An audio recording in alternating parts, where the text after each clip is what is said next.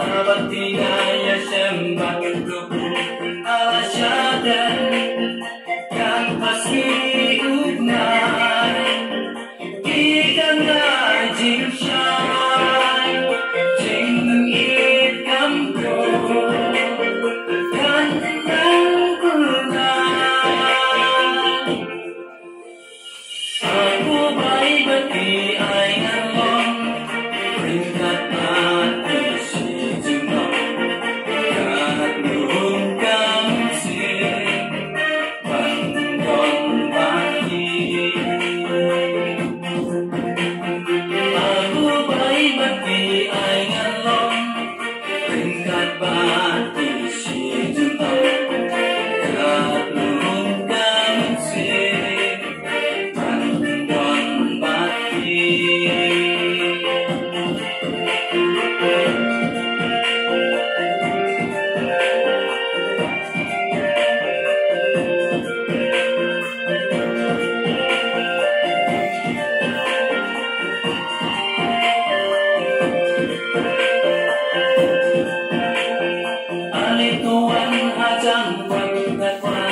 Jangan bikin ada kesenjangan.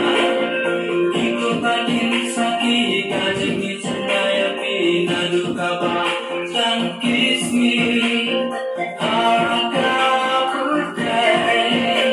batang jingye